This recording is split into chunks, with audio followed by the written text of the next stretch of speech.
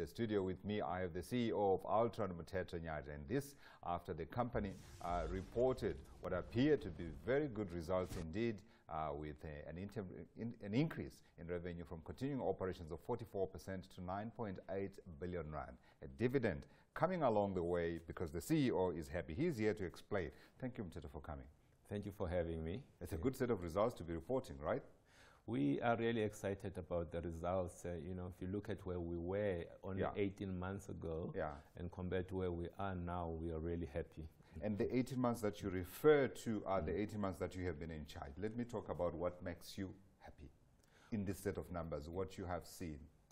If you look at where we were, for example, last year, 3 of our operations were not performing well. In fact, they were poor performance. BICE systems integration, BICE people solution, and BICE document solution. All of those operations today are delivering double-digit EBITDA growth and contributing positively to our results. That's in South Africa. That's positive. You know, that's one. Netstar in South Africa, it used to be like a dog. Right now, the company is really taking market share in South Africa and is also growing overseas in Australia. Great performance. But the star performance, really 3, BICE UK and BICE systems, BICE document solutions, and of course, in our operation here in South Africa. And so you're looking across the whole group and you're seeing overall improvement in performance. Is that a function of your own interventions, or are we talking here about perhaps economies that are in that space where that segment of the market is playing at and therefore you are able to take advantage? After all, we keep talking about joining the 4th industrial revolution and you guys are right stuck in it. You see, I mean, we all live here in South Africa. We all understand the economy down here in South Africa. Some of the challenges, we're experiencing similar challenges in our segment of the market. What we chose to do, though, as Altron, we came up with a strategy called One Altron, where we saying, let us just concentrate on our 20,000 customers that we have. Let's do more with those customers. You know, it's not like we don't want new customers, but let's serve the customers that we have better and gain share in those customers. That strategy is yielding results because we are leveraging already existing relationships. You know, at the same time, you are helping deliver value to your existing customers. It sounds like that word should be consolidation, and it's a word that our finance minister could use a little bit, given what he did with these numbers, but that's a conversation for another day.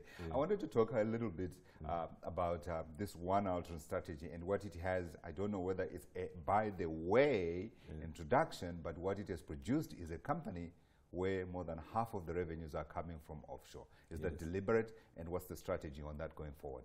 It's a really deliberate decision. You know, we love South Africa. We'll continue to be here in South Africa, but at the same time, you know, with the ups and downs of the economy here, you need to have a balanced portfolio. So we felt that we need to have an operation in Australia and an operation in the UK. And last year, we made an acquisition in the UK, a company called Phoenix Software that has contributed very positively to our results of the first half. So where are you taking that strategy in terms of how it skews where your revenues are coming from? Because you're sitting at 57%, right? Yes. Correct. So if you're sitting at 57%, where do you go from here? Do you increase it, or do you have a strategic target that you are looking at? Look, for me, the 57% is already, it's nice to have 57. I would like to see South Africa growing faster. So kind of like diluting that 57, you know. So right now, our focus is fixing our businesses here in South Africa, whilst we're still looking at other operations in Europe. For example, establishing Netstar in the UK and possibly in Germany and Malaysia. Those are some of the key considerations at this time. Because it's nice while the rand is where it is. And some people are saying when Cyril really starts firing, that rand is going to come back to what some people consider fair value, around 13 or thereabouts. But who knows? Who knows the future? Let's see what it brings. Let's talk about what you are doing going forward. So you talked about the One Altron strategy, and you say in your outlook statement here that you are looking at continued organic growth supplemented by selective acquisitions. Yes. What will those acquisitions focus on, and what will determine them? And then also in terms of that organic growth, is that just simply bolting in what you have already gotten on board and chewing it and making sure that it spits out the best returns possible? Yes. So you have mentioned this fourth industrial revolution. Yes. We have identified really 4 areas in that space where we feel as a company we can make the biggest contribution. In cloud computing, right. That's one. Data analytics is the second area. Internet of Things, and fourth is security. Sure. So, for example, in this last 6 months, we bought a company here in South Africa called Karabina. Okay. That brings capabilities in 2 of those areas of focus for us: cloud computing and data analytics.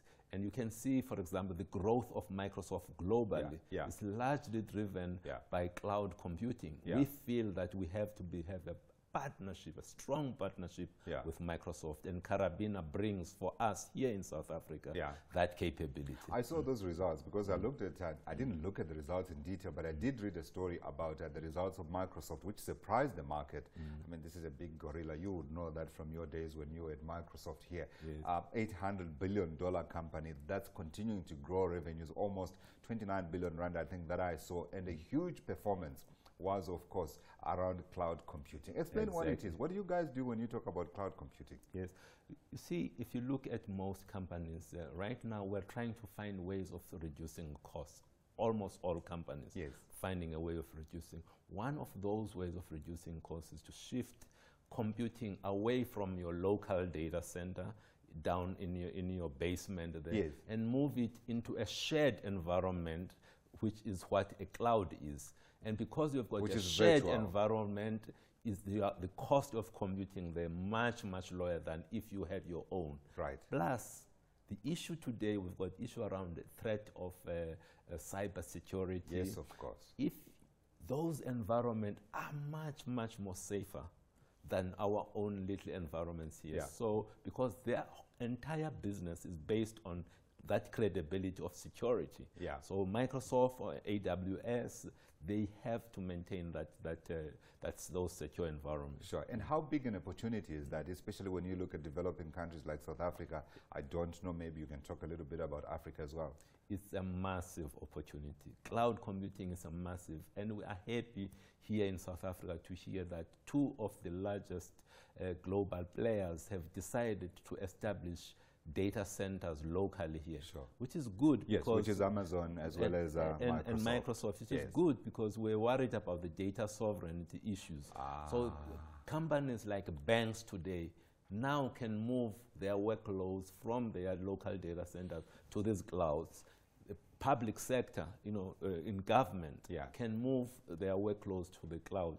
But who is going to move those? Microsoft do not have the skills. Right. We have positioned ourselves to be able to do that, to help our customers in their journey to the cloud. Absolutely. You also speak here about operationalizing your Huawei and Altron Internet of Things partnership. Talk to me about what you're trying to do there. You see, about a week ago, I was in China. We signed a partnership there in Shenzhen with Huawei. Altron Huawei partnership on Internet of Things. What does that mean? We like to throw all of these fancy words. All that means is that really we would like to build safe cities, in South Africa. Safe cities and smart cities. Right. And Huawei is one of the leaders in that space. So as we begin to create those safer environments here, we will be leveraging some of their technologies. Absolutely. And so is that where you speak about the Internet of Things? Because, we throw these words around a lot. Internet and yet of Things, we actually don't recognize them when we face them in a day-to-day environment. For example, today, when you go to your own home, somebody has to come and read an electricity meter and come and read a water meter. Sometimes they don't read, they just put numbers. Exactly. But when we're talking about smart meters. Those are meters. Nobody has to go there. They don't need to come. They just have to communicate back to the center and let everybody knows what is going on. Yeah. So those are devices that have been given intelligence. Sure. And some of our cars today, like in Netstar, Yeah. your car, because of Netstar, has become an intelligent device that is able to communicate back to the center. Absolutely, and also tell people where I am. Exactly. A couple of more points before you go. Netstar, looking at India, and then there's the debt issue. So I want to tackle Netstar first and its expansion in India and the potential you see there. I mean, we all know what we're talking about in terms of numbers. Yeah.